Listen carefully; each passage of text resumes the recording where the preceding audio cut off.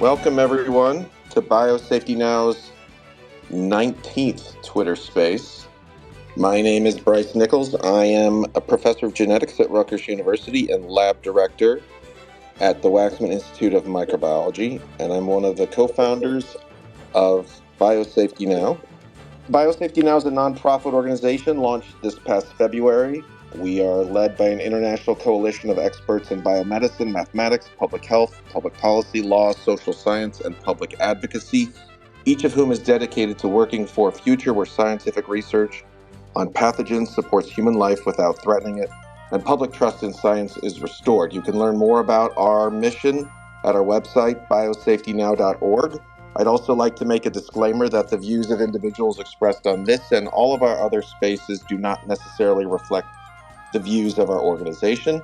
With me tonight on the panel are two other members of Biosafety Now's leadership team, Justin Kinney, a professor of quantitative biology at Cold Spring Harbor Laboratory and another co-founder of our organization, and Dana Parrish, who's an award-winning singer-songwriter whose life was derailed by multiple infections spread by a tick bite in July of 2014.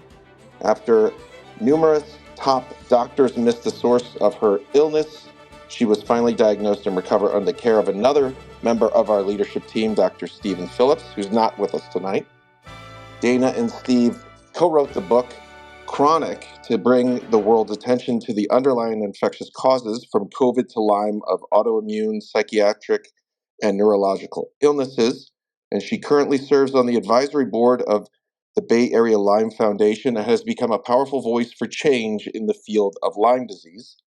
And this is very relevant for our conversation tonight because Justin, Dana, and I are very excited to welcome Kris Newby as our guest this evening.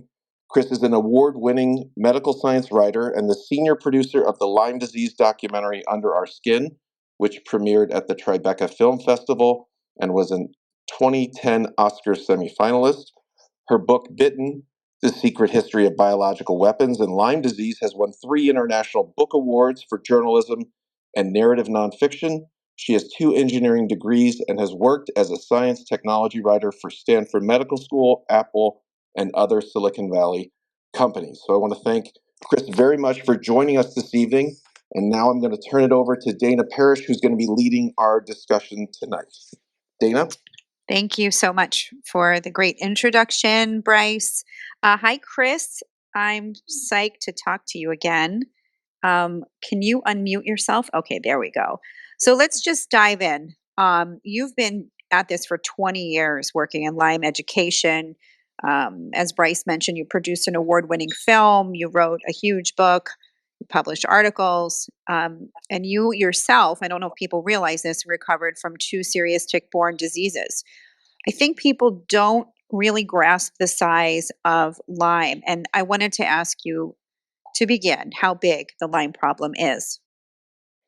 Yeah, it's huge and growing. There are 500,000 cases per year, according to the CDC, of just Lyme disease. That's not the co-infections. And 500,000 a year is an average of 1,300 cases a day. Of course, most of those happen in the warm months. And one thing that's compounding the impact of that disease is the bad testing and the fact that there's no vaccine for Lyme disease for humans.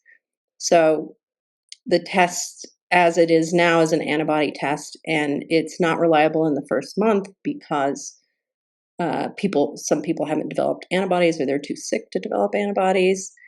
And the test that's most widely used only tests the East Coast strain, the Long Island B31 strain typically. And new strains have been discovered on the West Coast because it's very mutagenic, a shapeshifter genomically. I would say that tick co-infections are often the norm rather than the exception, and they're overlooked. I mean, they test for Lyme. They think that the medical establishment thinks that's the worst thing, but it isn't, because Rocky Mountain spotted fever or rickettsia can kill you and put you in a coma in 14 days. If you don't have a spleen or an injured spleen, but babesiosis, formerly only a cattle parasite, red blood infection, can kill you if you have that spleen situation, and then the newly discovered Powassan and Heartland viruses, which can be transmitted as quickly as 15 minutes with a tick bite, can kill you fairly easily. So the other thing is we have 40-year-old technology for a test. You have to go to the doctor to get it. It's slow. If it doesn't work in a month, a lot of times you go into the chronic state. Another thing is the guidelines for treatment are antiquated. A fifth of the people who get the recommended treatment, which is 2 weeks of doxycycline, go on to have chronic symptoms, and then they're gaslit and told it's all in their heads. So that's the problem in a nutshell. Yeah, that was absolutely the problem. And I think that it's much easier to appreciate for the general public seeing what happened with COVID and long COVID, which is such incredible political and also medical overlap in terms of the chronicity of the infection, the denial of the scope of the problem, the fact that we don't have great tests, we don't have great treatments, we don't have a government that is doing enough to stop either of these. It's now become apparent to so many sort of non-believers that, oh my God, this, especially clinicians, I hear it all the time. I was never taught. I thought it wasn't real. People's minds are kind of blown, having seen what happened with COVID. And you just said something important. I think we need to dispel the myth of this 24-hour tick attachment. This is a huge problem. People think that, oh, the tick was only attached for 24 hours. And so therefore I couldn't have been infected with Lyme or anything. That is completely not true. Can you just kind of, validate that? And we should move on to talk about your book, but it's such a huge mistake that people make to think that. And well, the causative bacteria that causes Lyme disease, which is called Borrelia burgdorferi, which is named after its discoverer, Willy Burgdorfer, Swiss American scientist. So he first discovered it and claimed to the public that it was the cause of Lyme disease, and it hung out in the midgut of the tick, mostly. And so if tick crawls on you and starts drilling down, and it can take like a day or two for it to find a place near a capillary blood artery or whatever. And that in that case, it could take a day or two for the spirochete to get to the midgut into your bloodstream. Yep. But a lot of times, Willy Burgdorfer told me that there are spirochetes in the tick saliva, so it can be transmitted. I've had one doctor say in an hour. Then you have the viruses, which are in the mouth too, and they can be transmitted in as quick as 15 minutes. And then, it's nature's dirty needle. It's just mainlining whatever germs are in it. And there are 20 known disease-causing pathogens that can be transmitted in a bug bite. Yeah. It's hard to overstate the amount of chronic illness that it causes. For me, it was heart failure and fibromyalgia and all these constellation of neurologic symptoms that similar to what we're seeing with long COVID. And I had 12 so-called top New York City doctors miss what was a really obvious ongoing Lyme infection. Nobody tested me for a second for any other infections. All these infectious disease doctors and every other specialist under the sun. And I had such incredibly explosive, sudden symptoms. It was hard to fathom that this was not from the tick bite, but nobody was listening. And I think people don't understand there can be like this latency. You get a bite, nothing really big, get a little flu-like illness for 4 or 5 days, and then you recover. And then 2 months later, all of a sudden, the symptoms begin, and they just can tumble you into the abyss. Is that what happened to you? Well, because we had the babesiosis and the Lyme disease, we just a few days after the bite, and we never saw the bite or the rash. Now I know where the bite was because of a weeping sore that never went away. But this is my husband and I, by the way. We got up after we got back from Martha's Vineyard, and that was number 2 state for tick bites or Lyme disease at the time. And we just got up on a Sunday night and said, oh my gosh, we have never been this sick before. So it's like a vice grip on your neck, the worst flu you've ever experienced, Yep. probably similar to COVID. Yep. And so then we immediately go into the doctor together, and they said, it's a virus, go away. And then she says, if it come back in a week or two, if it's bad. We came back in just a couple days. We said, this is really, really bad. And she she said, well, I'll consult with the infectious diseases doctor. He says, it's really rare. And every doctor I saw, so this was a year, 10 doctors, $60,000 just to get diagnosed. Every doctor I talked to said, no, I'm not going to test you for Lyme disease because it's a really rare disease. Oh my gosh. And then the infectious disease specialist said, well, it would be like winning the lottery for you both to get the disease at the same time. Well, ticks swarm together and we go everywhere together as a husband and wife. So that was ridiculous. So, now with hindsight, I say we were lucky because we got diagnosed in a year. Yeah. We did by the end of when finally the infectious diseases specialist at the major academic center tested us after 8 months of where we honestly thought we were dying. We had 2 middle school boys. We secretly were thinking, well, we have a month or two before we're going to have to sell our house because we were living in the Bay Area, San Francisco Bay Area. You need 2 incomes to survive. I already couldn't work. My husband was just faking it. Yeah. But we were the lucky ones, and I knew that because after I got on my feet again, which was about a year, 4 months after treatment, I said, well, I think the problem is just education with the frontline medical system, because the symptoms we had and the symptoms of people in the support group, they are not like anything like what was on the CDC website. So Andy Wilson at Open Eye Pictures, we started this process of a documentary we filmed all over the US for 3.5 years. And it was just jaw-dropping how many people were sick, how many people were being ignored by the medical system, because the major medical society guidelines said 2 to 4 weeks of doxycycline if you're an adult, and this disease should be cured. And if you have symptoms that come back, the same symptoms that you had initially, well, that's nothing. That's an autoimmune thing. That's the aches and pains of daily living. Mm-hmm. That's psychosomatic. It's all in your head.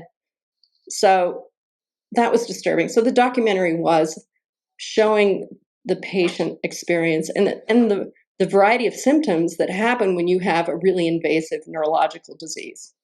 It's not the same profile, and especially if you have Lyme disease and something else. Yeah. I agree with you 100%. Yeah, so that's that. So then I felt like, well, then I started getting into the conflicts of interest in medicine, in academic medicine, and that we added that to the film because I think that's an important part. But we I didn't think touch the biological weapons rumors in the film. you have to explain, the politics in the movie in order for people to understand the context of why the enormity of and the truth of this really common infectious disease has been covered up. So, yeah, people should really see your film. It's brilliant. It's called Under Our Skin, and you can find information about it at underourskin.com. And also, it's really worth, because this is a crowd that is highly educated about the topic of biowarfare, and they're very knowledgeable about FOIAs and the different government agencies and how they operate behind the scenes. People should look at the collection of FOIAs that you have on the resources page of your movie site, because you will see how the CDC and IDSA and all these big players colluded to deny this disease. And it was shocking to me the first time when I saw your film, and then I went to the website and looked at everything with my own eyes. I I can't really explain it. It was stunning. I didn't have any idea how all this worked. So let's get into BITTEN. Your book, BITTEN, just an incredible book. What is it about, and tell people why it's so controversial? Yeah, so BITTEN is a history of the U.S. military's tick weaponization program. And it's mostly told through the words, letters, and research documents of the Lyme disease discoverer, NIH scientist Willy Bergdorfer, who came over specifically to join the bioweapons program from the Swiss Tropical Institute in Basel, Switzerland. He had experience working with the go-to biological weapon then, Q fever. So he went there and he started, as soon as he got a security clearance, he was in charge of mass producing fleas and ticks and mosquitoes. And he was figuring out how the military could stop fleas, ticks, and mosquitoes with combinations of deadly and incapacitating bacteria and viruses. And their goal was to create the perfect stealth weapon to drop on enemies. And they say in the Army documents that even they couldn't wear protective clothing like gas masks to protect them because ticks are wily critters that have been around millions of years on the planet Earth, and they're really good at getting a blood meal. Mm-hmm.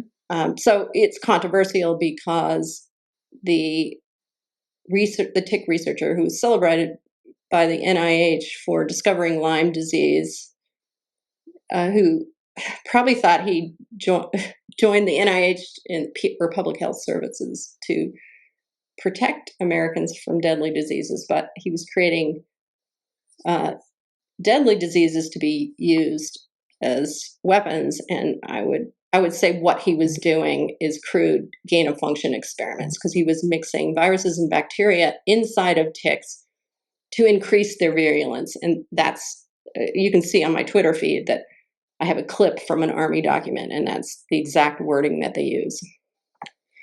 It's pretty shocking to find this out, especially when you get sick with Lyme and some of these other pathogens, because it's hard to explain how sick you get, how quickly you get. And it feels so insane to just be like this healthy, normal person one day, and then the next day you like literally can't see straight. You can't balance yourself. You have a tremor. Like, it's so crazy.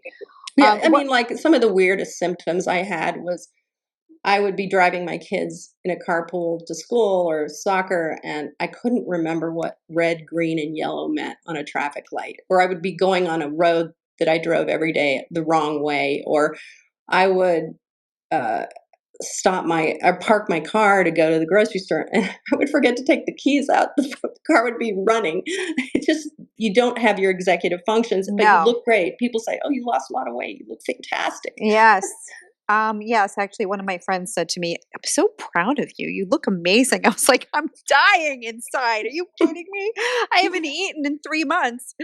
Yeah, no, it is like kind of a Lyme world joke. It's like, "But you don't look sick." Yeah, thanks a lot. I am.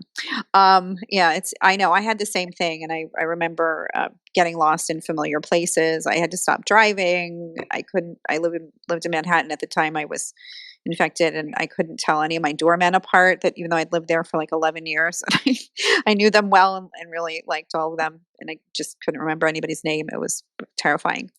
So what were some of the most outrageous experiments that you discovered? I think the biggest one, which I was surprised that everyone ignored, is that the CIA ran a pilot study called Operation or part of Operation Mongoose, where they dropped infected ticks on Cuban sugarcane workers. And this was part of, after the Bay of Pigs fiasco, where Americans showed up. It was a plot to destroy Fidel Castro's reputation, because sugar was their number one cash crop. The Army and the Atomic Energy Commission funded uncontrolled releases of radioactive, aggressive Lone Star ticks on coastal Virginia, which is on the U.S. Atlantic bird flyway. And I can get into why that's important to the Lyme outbreak later.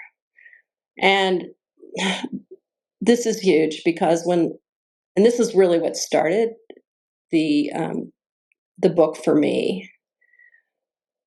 Willie told a documentary friend of mine, that when he was investigating the Lyme outbreak, he found another potentially weaponized germ, and the powers that be, and he didn't specify who the powers were, told him to hide it and say all the illness was only caused by the Lyme spirochete.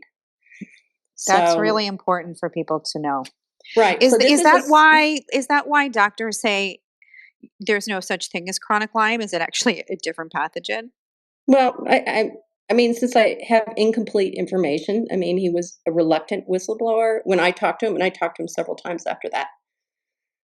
Uh, what I think happened was, well, he told me he found a rickettsia in all the ticks on Long Island and the Lyme, Connecticut area blood samples that he analyzed. And a rickettsia is an intercellular organism, uh, hijacks the energy centers of the cells. And he said it was in all samples he did. He says the spirochete was only in a few of them, and he recognized it as a germ that his lab at Rocky Mountain Labs in Montana had weaponized.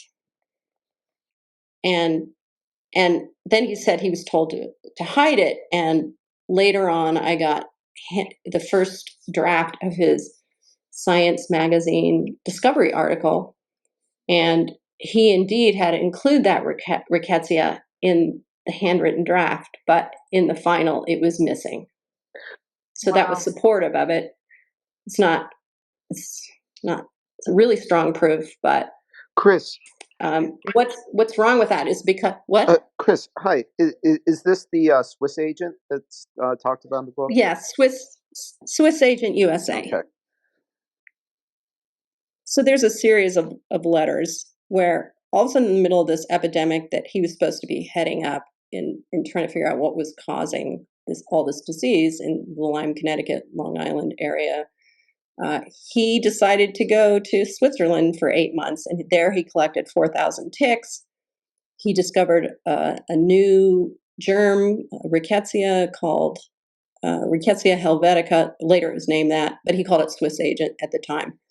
Then he sent the ticks back to the US. They developed an antigen test based on the Swiss agent, and all the samples that had been collected from Lyme and Long Island, not all of them, but pretty much all of them, tested positive to the Swiss agent. So since it had no name in Willie's lab notebooks, I called it Swiss Agent USA. And so Willie ended up claiming discovery for Swiss agent in Europe, but the Swiss Agent USA was never heard from again, and the whole Lyme epidemic was blamed on the spirochete. So, to Dana's point, this is hypothesis, but one of the reasons that the tight circle of experts say that long-term antibiotics don't help Lyme disease is maybe they've realized it's something else. The people read into this.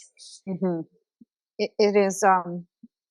I've thought about that before, and I've wondered because there's such a bizarre reaction to the concept of chronic Lyme. Although Lyme has been found alive after people have had months to weeks, weeks to months to years of antibiotics. So we know it can be chronic. It's like syphilis. For people that don't know, Lyme is a close cousin to syphilis. So anything syphilis can do, Lyme can do. And also, Lyme does a lot more. um, so why do these Cold War experiments matter now?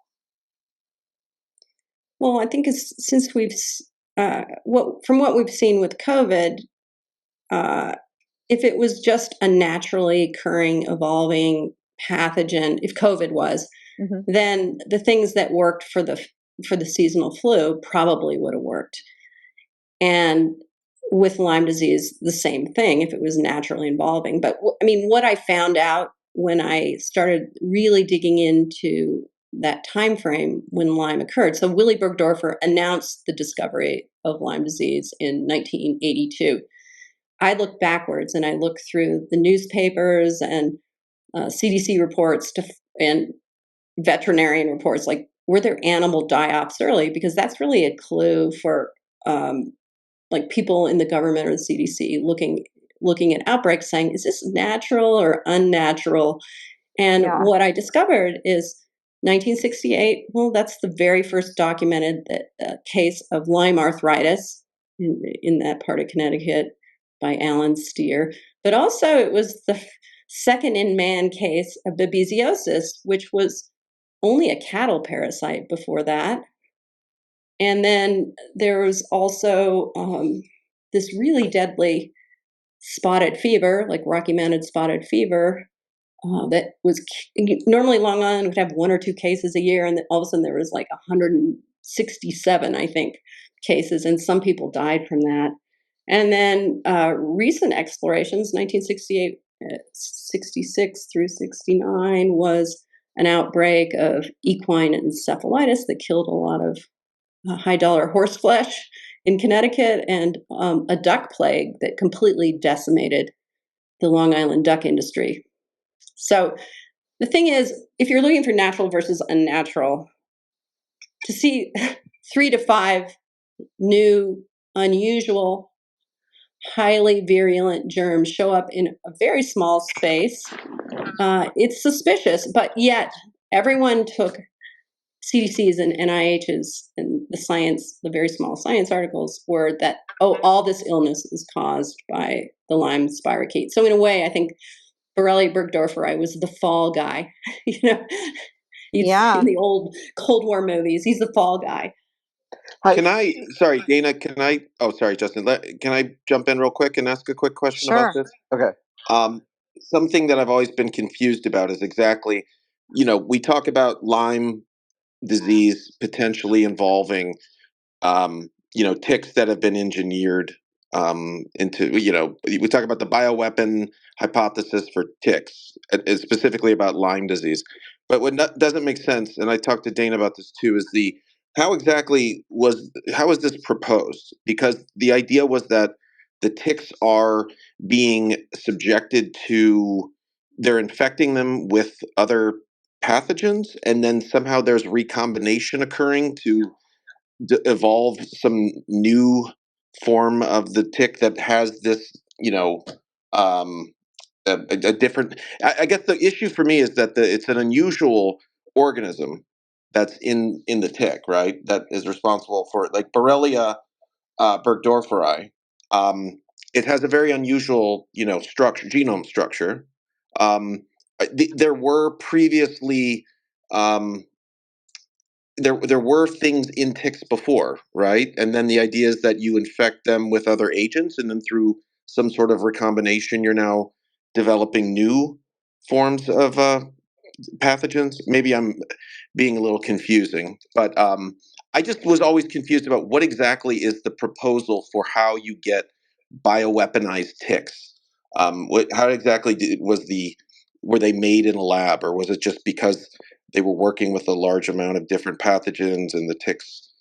I don't know. Maybe if is that unclear? I could try to. No, I understand what you're asking. What is the process? What were the Yeah. directions from the Pentagon? And then what was the process that Willy Burgdorfer went through to satisfy his contracts? So the process in the beginning, so that's 51, 52, is he would take ticks, press them in plasticine clay, heat up with the Bunsen burners, little pipettes, very small tips, and he would fill the pipettes with various disease-causing agents and then pump them into the ticks.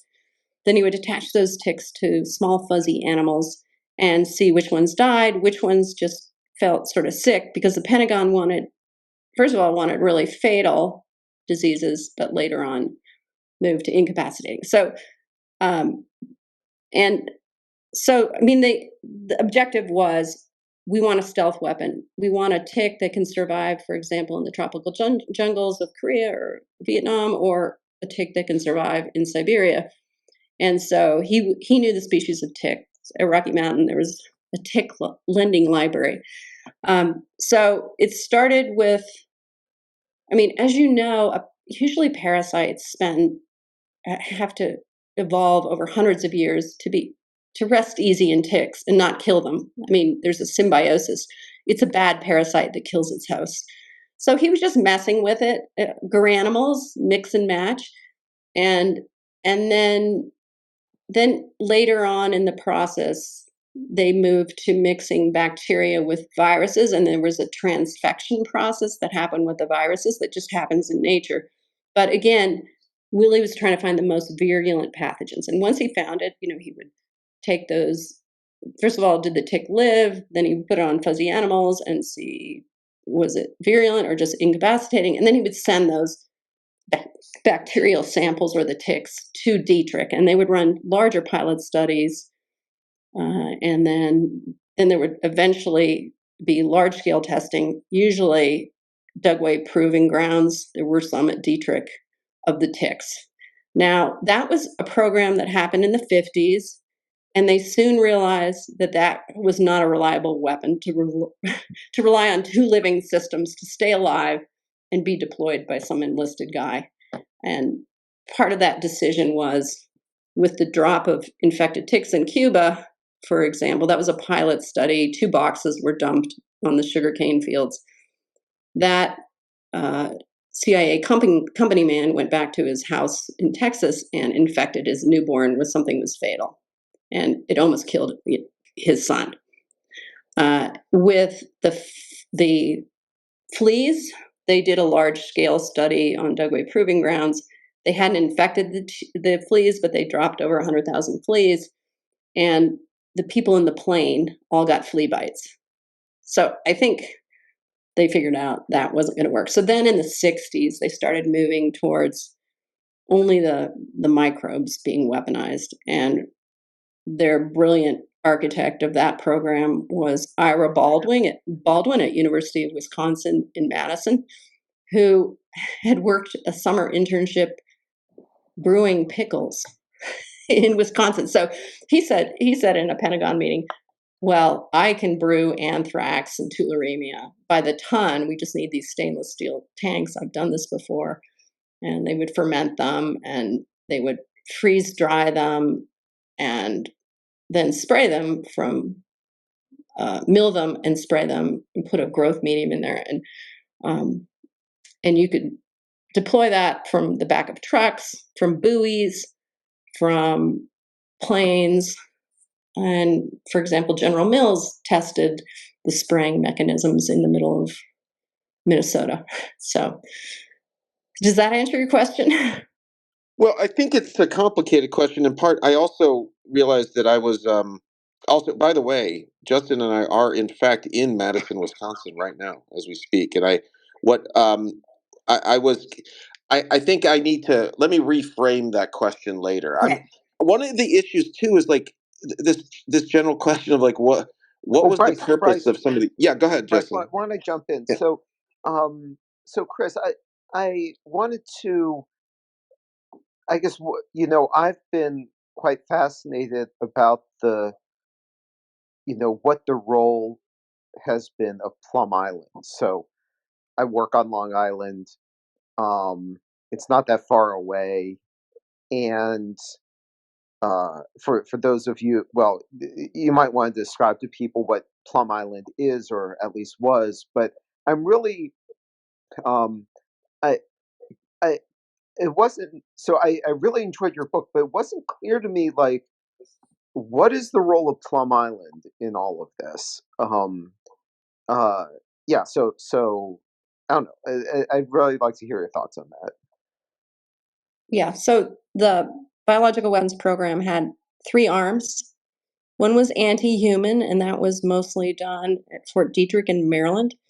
There was anti-animal because starving an enemy population seemed like a good idea at that time, and that was on Plum Island.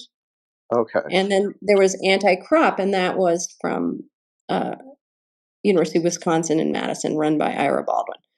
So, I mean, you can't ignore how suspicious is that there were 2 point sources for the outbreak of what we call Lyme disease. And one was right at the mouth of the Connecticut River, which is very close to Plum Island. And Right, then, it's right across the sound from Plum Island. Yeah. right, and then northern Wisconsin. Not that close to the university, but I know the university was donated a lot of large farms in that area for their testing. So, but I only focused on the human through Dietrich and experiments that somehow touched on Willy Bergdorfer's work, because I had such a vast scientific, evidence on that. Yeah. But okay, so Willy was not all that forthcoming. He said about the Lyme outbreak, accidents happened. There was something there that we had worked on, but he didn't provide any details. He was afraid, as a lot of people are when I would call them. Like one of the original discoverers hung up on me. So I have a bunch of operating theories, and since the book came out 4 years ago, I have sources, whistleblowers with various ideas. So the key thing is all these new pathogens that showed up at the same time. Is that a deliberate attack on us? Is it just an accident? Because there are many bases around Groton, Connecticut, and there. Cold Spring Harbor did some stuff. Or is it there was a whole lot of illegal medical waste dumping in the late 60s and early 70s by the pharma companies that are all around there. Well, this is unverified at this point, and by Plum Island. So I'm just working those leads, trying to find evidence on this very, very cold case, because I just think it's important. We need to learn from history, and we need to know what was released, where, and when, so we can better treat this huge and growing population of people with tick-borne disease. Kris, can you go ahead? Oh, sorry. Go ahead. No, What is, yeah, so is it the basis for these whatever these things are, these experiments? What exactly was the idea behind like putting radioactive ticks? Like, what was the basis? The person that said we want to do this. Was it were they tracking movements of the ticks, or what was? Because they're doing it here in the U.S., right? Right. And So so what let's was the? talk. Let's talk Just, about the yeah. radioactive ticks. So Daniel Sonnenschein, he's written the Bible on ticks. He was a very young, ambitious researcher, just as Old Dominion was going from a college to a university. They wanted government funding, so he took government funding from the Army and the Atomic Energy Commission. And his task, though he wouldn't say it explicitly, but it seems sort of obvious implied, is that he wanted an aggressive tick that could survive winters and swampy conditions to throw on the Russians. And that was the Lone Star tick, which was only in the Deep South before he got a hold of him. And he wanted to, the Army wanted to know, if you drop ticks on an area, how far will they travel in months to years? So he thought that radiating them would be a good way to track them. So the process of his experiments were, he got gravid ticks, which were females holding 2,000 to 4,000 eggs. Willie would send them to him from Montana. He would inject the females with a radioactive isotope, and the details of this are in the book. And then all the eggs that were laid would produce baby ticks that were radioactive for life. So he gridded off several fields, put 1,000 ticks in each square, and then every month he and his assistants would go out and collect the ticks and measure how far they'd gone with the Geiger counter. And then he also did studies on birds to see how far the birds would carry ticks over certain amounts of time. It takes so that was coastal Virginia. It takes 5 days for a bird who's motivated to get up to Long Island. And shortly after these experiments, the spotted fever epidemic happened on Long Island. And Lone Stars carry Rocky Mountain spotted fever, not deer ticks who were established. A complicating factor. The thing is, nature is complicated. Another complicating factor in that area was gypsy moths were serious then, so they were just spraying the heck out of that area for gypsy moths. But then in 1972, DDT was banned. So what you had is all these Lone Star, very aggressive ticks taking over this area because the population of deer ticks was down. So it's nature out of balance. But I mean, the purpose of it was, we want a stealth tick weapon. We want it, if we drop it, in Siberia, we don't want it to cause a lot of attention. We want a mix of germs in that tick that will make people really sick with a confusing set of symptoms, so they won't know how to treat it, or they won't know what it is. Kris, I was wondering if you could also say more about the role of the bioweapons convention in all of this, because that was also agreed to, in the early 70s, right when, I guess, Lyme disease started coming out, and I know that that and the Nixon's executive orders running up to that had a major role on the U.S. bioweapons program. I was wondering if you could just go into that. Yes. So Nixon went into office in 69, January 69. He inherited a lot of really bad issues. There was the Vietnam War, assassinations, and also in March, before he took office, there was the Skull Valley sheep kill, where Dugway had nerve gas accidents, and it killed 6,000 sheep in the Utah desert. And it also harmed people, but they won't admit to any of that. So that was just a bridge too far. So Nixon, to get some of the bad stuff off his plate, wanted to ban biological and chemical weapons.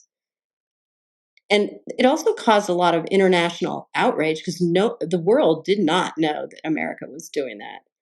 So he could not get both those cancellations through, because they kept chem weapons for quite a while longer, because they felt like that was a necessary weapon. But so November 69, Nixon canceled the program. And so they dismantled it, but they transitioned a lot of that to defensive work, which means you still have the pathogens sitting in flasks, and you're working on protective measures for that, because Russia was still doing it. But they call that dual use, which it's sort of a false promise. And we also never signed the Geneva Convention banning biological weapons. So I don't know how much teeth there was on that. And in 77, the Congress figured out there were still stashes of some of these biological weapons. So, anyway, is that the part you wanted me to talk about? Yeah. Well, I thought it was really interesting, the timing that. Well, I guess I don't have a good sense of the role that the the dismantling of the U.S. offensive bioweapons program, that had a big effect on this U.S. tick program, right? Because the U.S. tick program was primarily offensive. Yes. Oh, is my understanding, but it seems like by the mid 60s, they had abandoned the tick idea as viable, because of the difficulty of managing two living systems. So they moved to the stainless steel vats, brew the germs by the ton. But here's the deal. Here's the deal about the brewing the germs. I mean, 3 of the select agents can be spread by ticks. That's tularemia, I think VEE, and Rocky Mountain spotted fever. So even in their pilot testing, because it really takes like 10 years to get a weapon reliable. So in the pilot testing, in the plants, there's still leak points. I mean, if you read Alison Young's book, Pandora's Gamble, the more biolabs you have, there's the more potential of someone with a hangover, a lab tech with a hangover, coming in and screwing something up. So that's the point of her book, is better oversight, fewer labs. Yeah. Kris, can we go back to your? Go ahead. Go ahead, Justin. No, go ahead, Dana. So, Kris, can we go back to your book? And I shout out to Rhina McIntyre, who's taught me a lot about this topic in real life and in her own book, information warfare. I mean, I saw it around your book. I saw it around my book too. It was absolutely shocking to experience this kind of thing, and I wanted to talk to you about what that was like, and just also would love you to talk a little bit about that op-ed that was written about your book, the author of whom never even read your book. So if you could talk about that, that'd be great.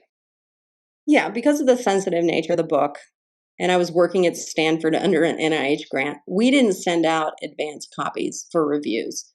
So it hit the NIH pretty blind after I submitted it in about February, and I FOIA'd their reactions inside of NIH between when I submitted the book and when it actually shipped. Did you actually get some of that? Were you able to obtain? Yeah.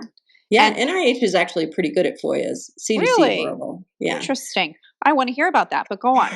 Yeah. So when the marketing blurb went up as I submitted the manuscript, the NIH just absolutely ripped me in internal emails because the new generation of researchers that there don't know about this program, and it was as secret as the Manhattan program. They thought I was making it all up.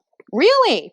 Yeah. So I'm sure incredible. when the marketing blurb went out by HarperCollins, the mainstream media probably called the NIH communications officer or the PIOs, and they said, "Oh, do not cover this. I've just talked to the experts at Rocky Mountain Lab, and they said it's completely fictitious."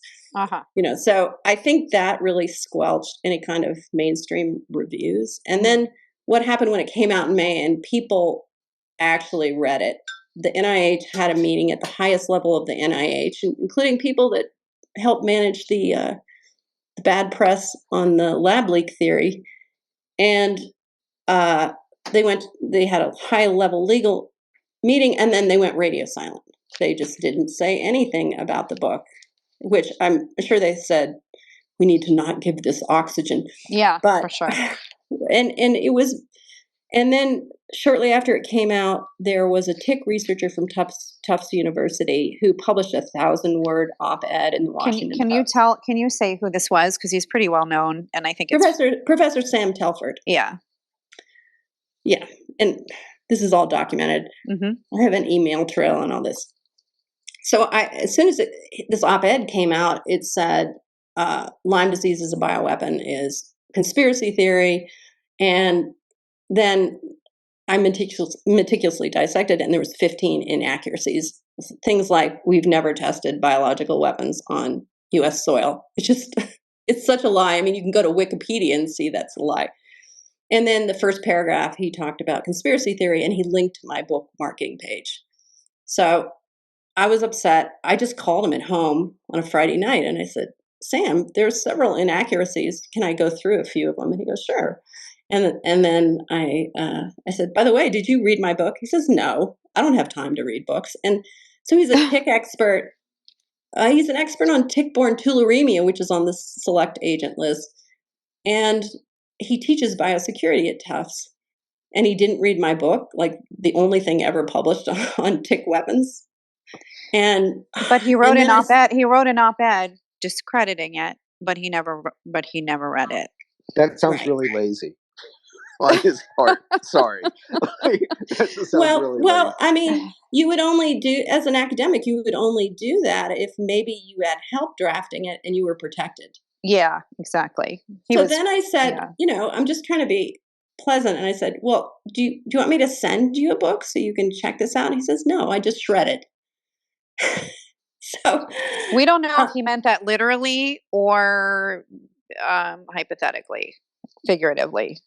Yeah, we don't. So then I called the science editor of the Washington Post, Lisa Helmuth, and she says, "Oh, I can't do anything. We don't fact check op-eds," which later I looked at their policies, and yeah, they are supposed to fact check op-eds. And also, they didn't have Sam disclose his financial conflicts of interest, which is he was the director of the Groton Biosecurity Lab in Massachusetts, funded by bazillions of dollars by the military-industrial complex. So, anyways, I just, over the years, when there's a new regime in Washington Post, I send, hey, can you correct this or pull it down? And they say, yeah, we'll get back to you, and they never do. So that's my experience with disinformation. And what's bad about it is I spend 5 years researching a topic that no one else has broken or seen, and it's just one guy who didn't even read the book, like, killed a movie deal, killed legitimate reviews, killed book Yeah. sales, and there's nothing I can do because now it's disseminated across the universe of the internet. And you can't get rid of it, right? You can't. Yeah, I can never get rid of it. So- I mean, that's when I appreciate Germany's policy of you can have yourself erased on the internet if you want. Interesting. Yeah, this is a problem across and many you know, topics. certainly people like Jay Bhattacharya or whatever have suffered worse. Yeah. Are you well, okay. I know Hey, Dana, that you yeah. sorry, I apologize because I said I was going to stay up for a sec. Now, with regard to the FOIAs, are you familiar with your book being discussed by David Franz in June of 2019? Have you Yes. seen that? Okay. I don't, I want to make sure we cover this, and we don't have to cover this now, but make sure we go into this, because there were hearings, right, on Lyme disease that took place with a senator from New Jersey, right? Yes. What is Smith, Senator, or no, New Jersey Republican Christopher Smith. So can we come to that at some point? I guess I want to just put a pin in that because you mentioned the FOIAs, and I found I was sent this David Franz correspondence where he sort of gives a compliment to your book. He says that I guess I'll read it. It says the BITTEN book is more credibly written. There you go. That's a high praise from David Franz, who many of us here know and love for his wonderful work in biodefense. By the way, not a big fan of David Franz. So anyway, I don't know if you want to comment about that or we can come to that later, but I really want to make sure we cover the hearing and the fact that after that hearing, they were supposed to provide stuff that still hasn't been provided. So I'm gonna mute myself and. Okay, so first of all, let me say David Franz, I called him long before the book was out. We had a great conversation. He was helpful as much as he could. It seems like he didn't know anything about the tick-borne program. And he gave me other people to talk to who knew about it. So in those emails, I thought it was interesting that he feigned ignorance on the book because I was upfront that I'm writing this book about the tick-borne weapons program. So just you can put a pin into that. Now, what happened is shortly after the book came out, so Chris Smith in New Jersey, that state is decimated by tick-borne disease. And I suspect that Chris has been read into some of classified stuff, but I don't have any proof on that. But anyways, in the DoD budget, the NDAA, he, in the middle of a budget negotiation, he waved the book in front of there and said, this book is credible. I think we need to do an investigation into the tick weaponization program and other bugs that were weaponized. So he got it on the House side, put into an amendment into the budget, and then it got killed. And then he did that 3 years in a row. So the investigation never happened. It got killed. My insiders say, oh, it was just partisan issues. So I don't know if there were any behind doors discussions, what they were, but it was killed 3 times. The senator from Connecticut, Blumenthal, called me to talk about it. And we talked about some ideas, like maybe there'll be an amnesty program if we disclose stuff. But my point that I try to beat on every time I talk about it is these experiments were green lit in 50 years ago, and we need to declassify them. People who pulled the trigger are long gone, and it would seriously help public health if we knew what organisms were released in what regions of the country. So we don't have to do this hit or miss local health, depending on local health departments, to drag bed sheets on trails to figure out what are the ticks, what's inside of them. So I think we need disclosure, and so that's why I was disappointed that it disappeared from the DoD budget. It reminds me of that famous quote that you got from a live interview on video with Willie Burgdorfer, where he said, "It's been 30 years, and in the field of Lyme disease, we have nothing." Right. He said all the researchers have been paid to run studies where they know what the results are going to be before the study is done, Right. which was shocking, but it makes sense if uh, these you didn't want people to look too closely at what was in the ticks. Now it's a foregone conclusion with the genomic tools we have. Somebody's going to look in the ticks who isn't on the government dole, and hopefully there'll be disclosure. Has What there happened? been work? Oh, Sorry, I actually just wanted to ask about that. Has there been like genomic work? I mean, that's the thing that first came to my mind is that it's fairly, it should be fairly easy, a lot easier than like, serology testing to just, sequence people's blood and stuff. You can find very low abundance genetic material from lots of different species. Um, I don't know. Yeah. So, Kris, I mean, are there efforts that you know about to do that? After after the book came, or this year, I looked backwards from when the book came out to now to see if anybody had done the deep profiling and sequencing of inside the ticks. So one of the biggest critics from Rocky Mountain Lab, Marshall Bloom, and his colleague, I can't remember his name, they actually, after the book came out, did deep uh, profiling on the organisms in there. And then also Ian Lipkin and the guy who does a lot of tick work under Ian Lipkin did it. And so they published what was in the ticks. Surprise, more rickettsials than they thought. But I don't trust 100% that they're unbiased and they would publish everything that was in it. And then also, Willie never labeled publicly what that Swiss Agent USA is. So I wish someone objectively would do that. There is a Canadian in. Oh, go ahead. I was going to say, it sounds like something. So Justin, myself, we'll get Phil Buckles to get involved in this, and we'll knock this out, right, Justin? We can do this, right? I mean, of all the people to do it, I think we could probably do this. I didn't realize this. This seems like something I'm actually interested in. It. We probably will not be able to get any government funding to do such a thing, but I don't. Yeah, this is interesting, Justin. Huh? I'm going to definitely hold you guys to this, so Well, I hope you you're guys serious.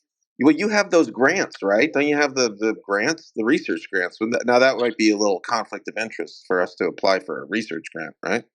For from the Lyme Foundation stuff, right? I don't think so. Why would it All be? right, listen, we got to get Buckholz involved though, because we're gonna get him anyway. That's fast. Yeah, exactly. Some of the stuff like willful, can you trust the results from? Yeah, the whole field seems to be like a lot of very shady stuff going on. And in fact, Well, I mean, I think, we don't want to question any paper that Ian Lipkin has been on. So. Oh boy. All right, that's a reference to proximal origins, of course, but Yeah, exactly. but I will say, this is, Dana's told me a lot about this, and another thing I would like if you could touch on is the Bidol issue. I know that we're not gonna go super long tonight, but another thing to put a pin in actually, but because I think that speaks to a lot of the reasons why this like the treatments I guess have been suboptimal, or to put it lightly, in part because of financial conflicts of interest between researchers that study this. Is that? I think she Yes. should also explain the role of how the vaccine played into this too, and the bad Lyme testing and the denial of chronic Lyme, because it's all together. It's all part of the same problem. Yeah. So let me just loop back to the things I was talking about before. If you're going to sequence it, first of all, I didn't find proof that Borrelia burgdorferi was weaponized, but there have been several people that have sequenced its genome, which is the largest of any bacteria that we know of. There are some anomalies in the genome, and Kastjens from the University of Utah published something like that, and I can't remember who else. Also, you might want to talk to Radley Gupta at McMaster University, who's worked on the genomes and the taxonomy of Borrelias. And basically, he said Borrelia burgdorferi is on its own tree of the genomic Borrelia tree. It's so unusual. He had to create a new arm, and he wants to rename it. So those are two things to. Right, but the problem I had with all that is that this is way before you had any molecular biology. So that's the thing. Like, how are you creating a weaponized? How are you creating that genome with no molecular biology? I guess So is it's I call it caveman genetic manipulation, and I can send you a document on it. They would okay. just So that'd be useful. they were mixing inside of ticks, they were mixing viruses and bacteria, and they would come up with modified organisms, and they would selectively breed for more virulence, just like we breed turkeys for big white meat breasts. I mean, it's Okay. that sort of thing. Okay, so let's go into why are there so few researchers in the tick-borne disease arena? Well, first of all, it's very small budget, not a good disease to start a microbiology career on or an entomology career on. But why are there small numbers? First of all, one thing I noticed during the filming is in every other disease, the researchers say, oh, my disease is the worst. It's fatal. Give us more money for research. They did the opposite with Lyme disease. And the director and I are going, wow, there's just something not right here. So let's go back to the 1981 is when they officially announced that Lyme disease was discovered. I mean, it was in draft form and then it was published in 82. What happened around there? Early 1980s, the Bayh-Dole Act was published or made into law, and it enabled academic NIH and CDC researchers to become business partners with big pharma. They could share via royalties that could equal or exceed their salaries sometimes if they made discoveries and like surface proteins on the Borrelia burgdorferi that could be identified molecularly and file a patent and could be used in test kits and vaccines later on. So that's what happened. I call it like the Oklahoma land rush for new proteins. And I mean, Bayh-Dole Act, it seemed like a good idea on the surface because, well, the government invests so much in universities for discoveries and pharma benefits from it, and the government should get some of that money back. But it had the unintended consequences of changing the incentives for academic research. Before Bayh-Dole, you discovered a dangerous new pathogen, and you and your lab mates would rush to publish so you could get credit for discovery of this thing, and then there'd be a pile-on of other research that would add to that knowledge. But with Bayh-Dole, all of a sudden the researchers at the universities partnered early with big pharma, and the discoveries became intellectual property. And if it takes 10 years to get a vaccine out, the world doesn't benefit from those discoveries. How much money does Yale make on the vaccine patents? I don't know now, but when I was working on the film, the dean or the president of Yale said, we stand to earn $10 million a year just from royalties from the vaccine. So that would be $1990. Wow. So we should talk about what happened with the Lyme vaccine and what is happening with the forthcoming Lyme vaccine and what that has to do also with the bad testing that we have been forced to use and the denial of chronic Lyme, the implications of having chronic Lyme with the vaccine. Okay, so I'm not an expert on the history of the vaccine, but I'm quoting what I read and what has been said by an excellent journalist, Pam Weintraub, who Yeah, wrote she wrote, the best account of it. Cure Unknown. And she was there during the formulation of the vaccine and the FDA hearings and all that. So if you want more, talk to her. But what she said was that the mechanism of action of these vaccine, it was treating Borrelia burgdorferi like a simple E. coli or strep, when it's really a sophisticated organism that mutates very rapidly, and as it jumps from cold-blooded things to warm-blooded things. So the formulation was they got two surface proteins from the spirochete that was from Long Island, which may be the spirochete that they were worried about was weaponized. I don't know. It's called B31. So they the mechanism, there was two vaccines, Connaught and Glaxo, or SmithKline, I mean, SmithKline Beecham. So Connaught dropped out early because they saw adverse effects. The surface proteins of the spirochete were too close to the myelin sheath in human nerves, so they felt like it created adverse effects. But SmithKline Beecham kept marketing it, and it went through phase 3 clinical trials, and it was released on the market.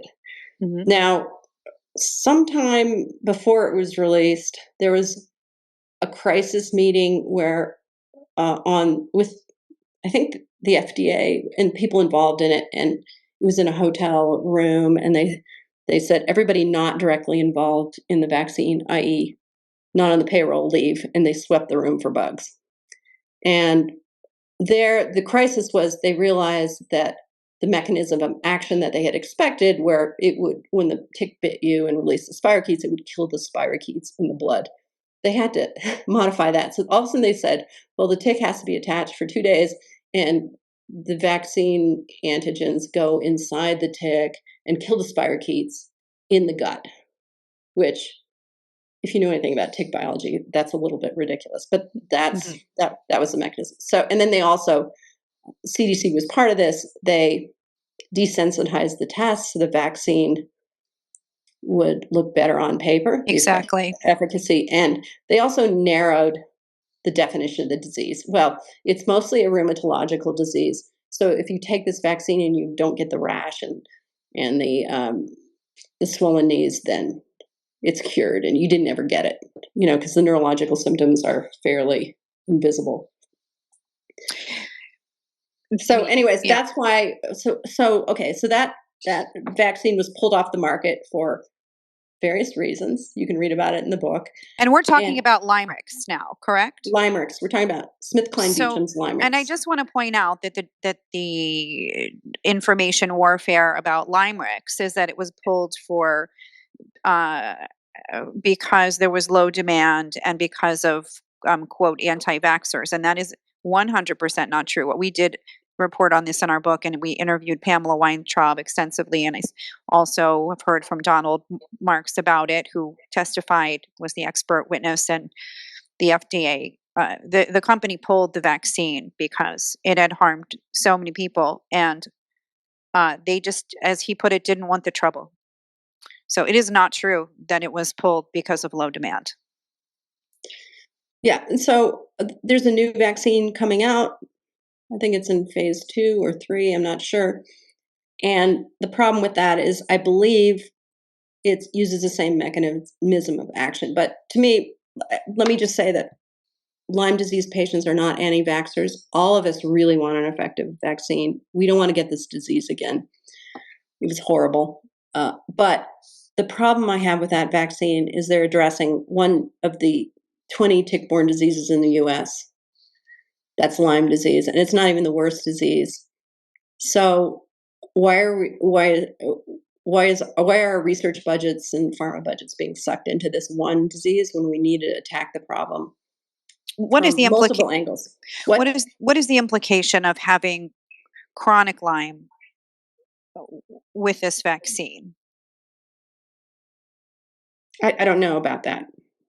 Because isn't part of the whole controversy around whether Lyme is chronic Because oh yeah. So you can't have a vaccine if you have lousy tests and you don't know if you have it or not, the chronic form, and you can't run a scientifically valid clinical trial if you have a lousy test, and you can't tell if someone has chronic Lyme, and you can't run a scientifically valid trial if uh, you have a disease that can remain dormant in your brain or your joints for months to years, which is what Monica Embers and Tulane has found in primate studies.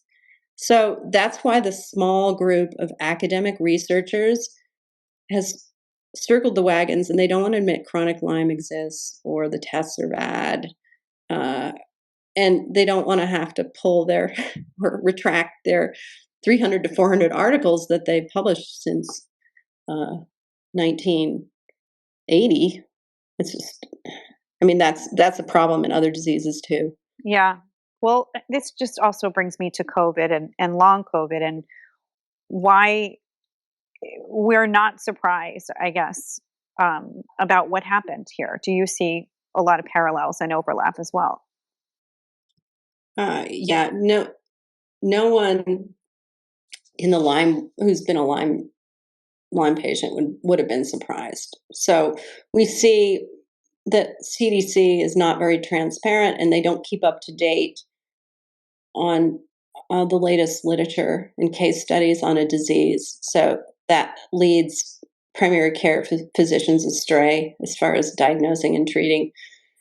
One thing I learned when I was researching my book was the CDC was originally founded right after World War II to be a sentry to watch out for bioweapons attacks. And so I just believe that secrecy is in its DNA. It's also a large bureaucracy that has fallen behind in technology.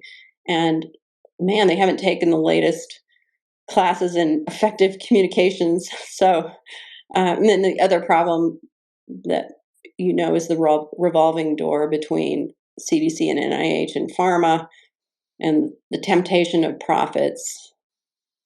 I mean, they can quadruple their salaries going from those government agencies, and then pharma wins because they have an inside man with relationships to help get their drugs and vaccines on the insurance formularies and on the CDC website. So that you see that with the whole COVID situation too, I'm sure. Yeah, exactly. It's uncanny, the overlap. Yeah, I did want to. So I know Chris is. I think we want to wrap up in a few minutes. I know we don't normally. I apologize to people. I don't think we're going to take questions tonight. I will say that Justin and I are a little low energy versus normal because again we are in Wisconsin because we were testifying to try to take out gain of function research here and get some transparency. So that's why both of us seem a little sluggish. But I do want to say I don't know if Chris, if you want to go a little further, we can. I just know that I also am recovering from some stuff, but I don't want to keep you on, too much longer. And I apologize. I can go on a little longer if you want. Do you have time for a couple of quick questions from the audience? Yeah, I do. Okay, great. Well, Chris, thanks so much. I'm just in case I don't get to talk to you again tonight. Thank you so much for this, as always, and we'll catch up more soon. Can't wait to hear. Are you allowed to say about this exciting new press that you have coming out very soon, or is that under wraps for now? No, I mean, I did interviews in the last week with RFK Jr. and Tucker Carlson, so pretty much said a lower tech version of what I said tonight. Very exciting. Would you know when any of this is going to be out? No, not yet. They haven't said. Okay. Well, congratulations. I'll pass this over. And the Rachel Maddow interview is happening soon too, right? No, I'm just kidding. It's a joke. Okay. Look, politics aside, all right. Charles, I apologize for letting you on hold for a while, but please, you have a question for Chris? Well, I wish I had more time, but I just kind of want to state that, Chris, you've done an excellent job of really digging into Lyme and the biowarfare aspects of it. I was prior to being involved with Drastic and the diffuse proposal and other things, I was a Seaburn Marine, and I was an instructor teaching our new warrant officers about this stuff and lots of things. And I also rewrote the curriculum while I was there at the school in Fort Leonard Wood. And so I've been to Dugway Proving Ground, and I just want to say thank you for your excellent research into this. And I think you're absolutely right that it's important to understand the shift that kind of took place from lethal agents to incapacitating agents. And I think that theme has continued on in the biodefense research realm. And that's something that people don't really understand, that they really need to wrap their head around. So I'm grateful for your work, and I hope that we can talk at some point in the near future. But that's all I had. Yeah, Thanks, Charles. thanks. In the Sam Telford op-ed, he said definitively they never would have developed incapacitating agents. And it's just like, you teach biosecurity and you don't know that? So Exactly. yeah, you can get a hold of me on my website, krisnewby.com. So I'd love to talk more. Okay, I will. We're going to go to Nick now. Nick, you have a question? A fan club of Kris's tonight, because I wanted to also recommend Kris's work to anybody that's new to this discussion. To please get her book and follow all of her material, because she's doing a fantastic job. Kris, it's been 2 years since you and Dr. Kevin McCairn and Mark and myself met on a big, long round table, and we talked about primate pathogens. We talked about Lyme. We talked about prionic diseases. Do you see an opportunity maybe in the future to come back and revisit with some of those old friends in the treehouse and compare notes? Is that something that would be of interest to you? Yeah, I would. And I was so upset I couldn't wrap up the whole mystery like a Law and Order episode, in the end of BITTEN. So I keep, going down the rabbit hole, trying to find out exactly where and what was released around the Connecticut River. So, well, thanks, Nick. Absolutely, and we'll reach out to you on email and coordinate that conversation. Thank you very much for the space tonight, folks. And we're going to go to Eric now. Eric? I don't know, he's connecting. Looks like it's a slow connection. All right, I'm going to go to Kevin while we're waiting for Eric to connect. Kevin, hopefully you will be there. Uh-oh. Oh, here we go. Kevin, you are on. Okay, sounds good. Thanks, Bryce. Yeah, I'll echo what Charles and Nick said. Kris, you're a Goliath in this space. It's awesome to read your stuff, and just thanks for what you're doing.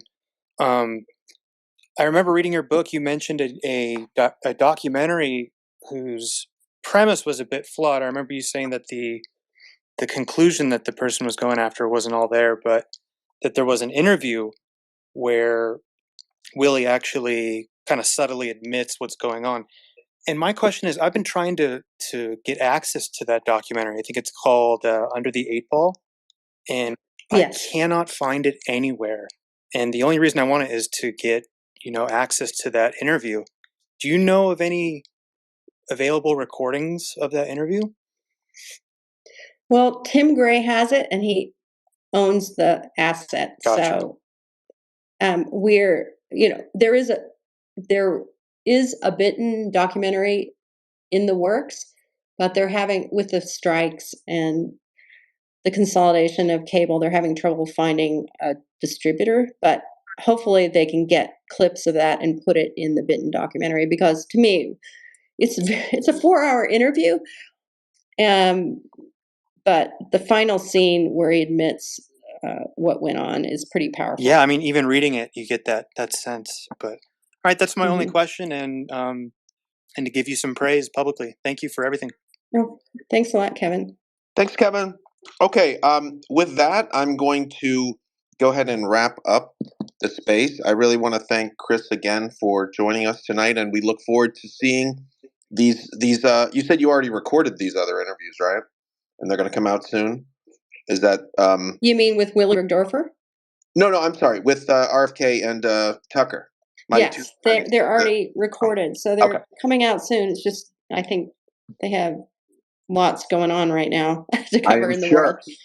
So my tick issue is evergreen. It's not going away anytime soon.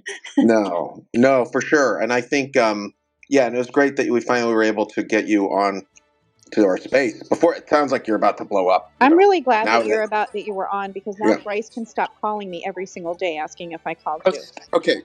Okay. No, that is true. Accurate. That is accurate. Sometimes it's by text. So Kris did me a solid, basically, is what I'm saying. Thank you, Kris. No, you're welcome. This was awesome, and I'm so excited for you about all this renewed interest in your book. Your book is brilliant, and it should be widely read. And I look forward to the day that Sam Telford eats his words when it becomes a secondary hit. It's so uncharacteristic. Well, I believe in karma, so yeah. I believe in karma, so it'll come around probably. I will enjoy the moment with you very much. So anyway, and it was great. Thanks to everybody for coming, and I got to hear Charles, and I'm always following all his interesting Lyme stuff too, because he's really an expert as well. So thank you guys for everything, and Kris will speak again soon. Okay, great to meet you all. Great, thank you, Kris. Good night, everyone.